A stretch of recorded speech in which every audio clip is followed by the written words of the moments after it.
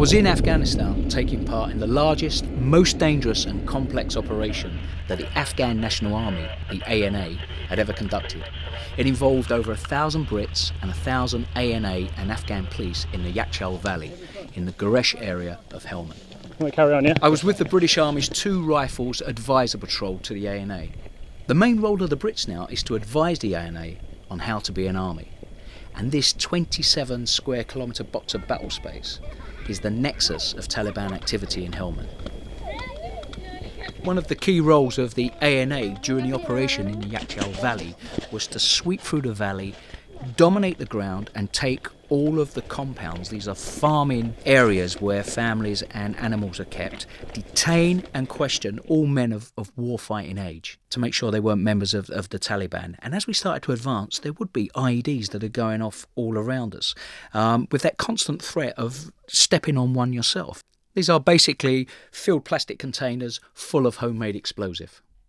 As the ANA bomb disposal officer detonated the IED in front of us, his British advisor made an assessment that it was 40 kilograms of high explosive, easy. The lads told me the Afghan disposal officer assigned to us wouldn't lie down to work on the device because his legs still hurt from taking a blast as he walked away from an IED the day before. When the Taliban did return fire onto the Afghan National Army, it was actually a relief as you took cover because their firepower, it was almost like an uncontrolled firepower demonstration where they would just let rip and there would be literally 70 or 80 weapons just pounding into a compound. And immediately the Taliban fire would stop, which would mean one or two things. They're dead or they're running for cover.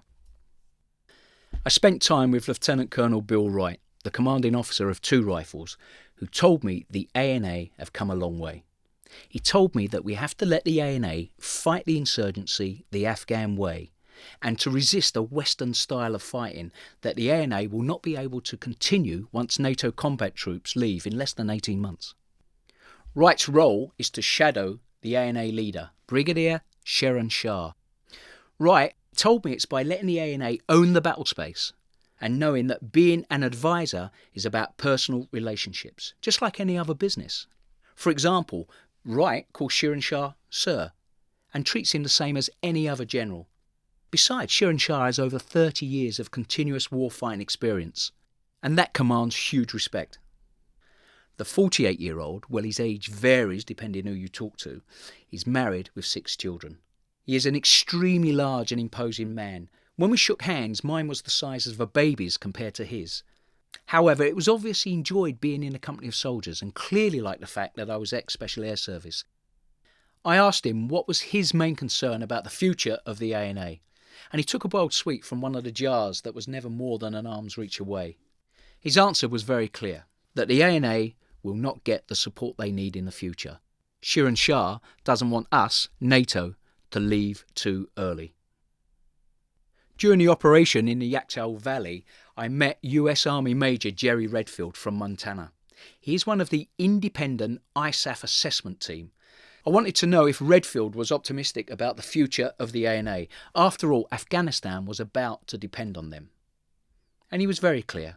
They can hold Helmand, but only if we, NATO, give them the military support, as well as good governance in Kabul. I also asked him how the Brits were doing compared to the rest of the country, which was being supported by US advisory groups. He said that this bag, the 2 Rifles Advisory Group, what it has done with the ANA is 18 months ahead of anything else in country, and that Redfield and his team were going to recommend this for the United States to adopt for their post-2014 planning. Redfield told me that he was confident that at some time in the future he will be able to bring his wife to Afghanistan for a holiday. During my trip to 2 Rifles bag in Afghanistan, the overriding message and feeling that I came away with was that if the international community do not provide continued support to Afghanistan, then all the military effort over the last decade, the loss of young men and women's life and limbs, and the blood that has been physically spilt into the Helmand dust will simply be squandered and a generation's hard work wasted.